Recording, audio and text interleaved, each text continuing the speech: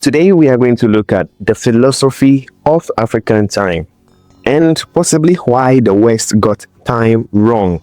In 1657, in the Dutch city of The Hague, a physicist named Christian Huygens built the first pendulum clock. It was accurate to within 15 seconds a day, which was, by the standards of the 17th century, miraculous. Within a generation, every town in Europe had one.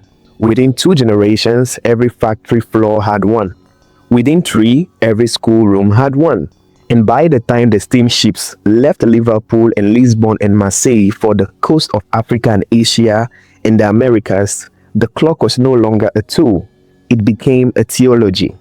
Time, as the clock taught, was a straight line. Time was a resource. Time, above all, could be wasted, and to waste it was a moral failure on the order of theft. When this theology met the rest of the world, something strange happened. The rest of the world, which had been measuring time perfectly well for thousands of years by harvests and rivers, stars and ceremonies, was suddenly told that it had been doing it wrong. Worse, that the way it measured time was a sign of its inferiority. The phrase African time was born in the colonial mouth as an insult. It still functions in many places as one.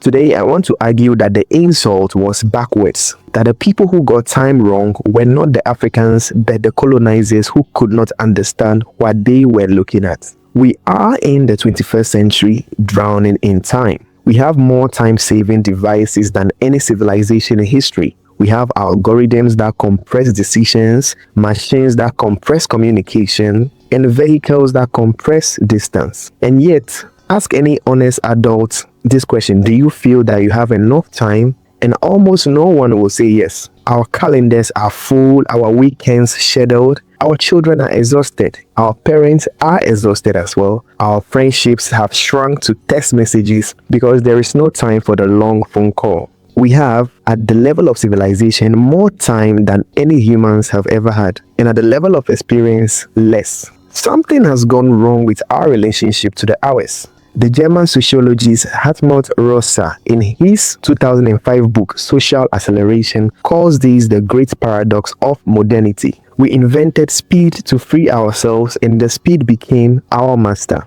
We invented the schedule to organize our work, and the schedule began to organize us. Time, which was supposed to save life, now serves the economy, and the economy demands more time, faster, forever. There are other ways to live in time. There always were. We just forgot to listen to the people who knew. In 1969, the Kenyan philosopher John Mbiti published African Religions and Philosophy, the book in which he proposed an idea that the Western Academy is still arguing about half a century later.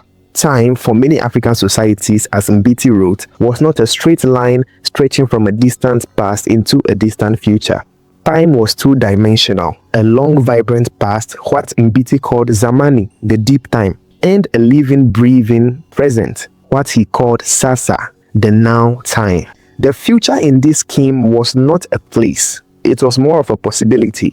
Events that had not happened yet did not yet exist because, in Mbiti's words, what has not been experienced cannot be said to constitute time. This is, to a Western ear trained on 5-year plans and retirement accounts, scandalous. It kind of sounds primitive. They had no concept of the future, the colonial anthropologists wrote in their notebooks, and the phrase has been used to demean African societies ever since. But look again, look slowly. What Mbiti was describing was not an inability to plan. African farmers planned harvest, African kings planned wars, African mothers planned marriages decades in advance. What Mbiti was describing was a different metaphysics of time, a refusal to grant ontological weight to what does not yet exist. The future, in the African philosophy he was articulating, was not a country you could colonize in advance. It was the open space into which the present lived well would pour itself. And compare this to the Western model. In 1748, Benjamin Franklin published an essay called Advice to a Young Tradesman, which contained the line that will become the gospel of industrial capitalism. Time is money. 3 words, 3 centuries of consequences. From that sentence comes the time clock, the factory whistle, the school bell, the productivity app, and the burnout. Time in Franklin's formula is a substance. It can be saved, spent, lost, and invested. It is fungible, it is countable, and crucially, it is yours, your private possession which you owe to your employer in exchange for wages. Now, consider the contrast. In many West African languages like the Akan, Yoruba, Igbo, and Wolof, the word for time is also the word for occasion. So time happens. Time is what you do, not what you have. A meeting begins when the people who matter have arrived. A ceremony begins when the conditions are right. A conversation lasts as long as the conversation deserves. And to leave a guest because the clock said so would have been, in the older world, an act of barbarism. We have made it an act of professionalism. The anthropologist E.P. Thompson, in his 1967 essay Time, Work Discipline and Industrial Capitalism in the journal Past and Present, traced precisely how this happened in England. Before the factory, peasants worked by the task. You milked when the cow needed milking. You harvested when the wheat was ready. Time itself was embedded in the work itself. The factory severed this. The factory said, you will be here at 6 a.m. The cows does not matter. The wheat does not matter. The clock matters. And in this severance, Thompson argued that something was lost that we are still trying to recover. We exchanged a time that was full for a time that was empty. Empty because it has been abstracted from everything that gave it meaning.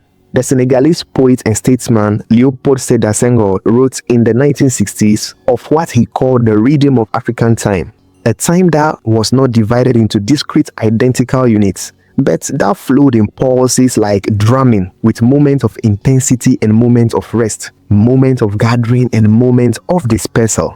To live by such a time, Senghor argued, was not to be late, it was to be attuned. The Western worker, by contrast, was punctual the way a piston is punctual, moving on schedule whether or not anything was being produced inside that movement. And then there is the German philosopher Byung-Chul Han, who in his 2009 book The Scent of Time argued that modern Western time has become dyschronos, a time that has lost its rhythm, that has been hammered flat into a featureless succession of identical moments, none of which is allowed to linger. And we do not live in time anymore, Han wrote. He said, we pass through it in transit to somewhere we will never arrive. So the question is, who really was late when it comes to time? Who really was late? The African farmer who arrived at the meeting when the meeting was ready to begin, or the Western executive who arrived at 56 and realized he had missed his own life? The point of this is not to romanticize. Every culture has its pathologies, and every culture's relationships to time can be exploited and weaponized. The point is more modest and more urgent. The point is that the clock is not time. The clock is one civilization's opinion about time, exported by ships and rifles and school books, and we have mistaken its opinion for the nature of reality.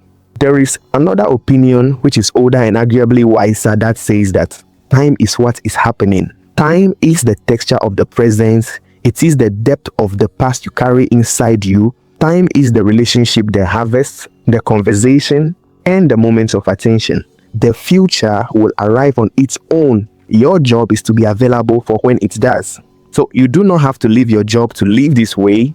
You do not have to throw away your calendar. You only have to remember in small daily acts that the calendar is a tool and not a god. That a long dinner with someone you love is not a waste of time. That a child's question deserves an answer at the child's pace. That you are allowed occasionally to do nothing on purpose and to call it sacred. The colonizers came with clocks and called the people they conquered slow. They were not slow, they were present. They were doing something we have been trying in our therapy rooms and our meditation apps to learn how to do again. They were inhabiting the only moment that has ever existed. So the future is not a place, it is more of a rumor. The past is not behind you, it is inside you, as Mbiti said, vibrating in everything you do. And the present is the only territory you've ever actually been given. The Western world traded it for the illusion of control, and the trade is going very badly. So here is what I want to leave you with. The next time someone says you are wasting time, ask them this: whose definition of waste? Whose definition of time? Because somewhere in the answer is a 400-year-old wound and the beginning of the cure.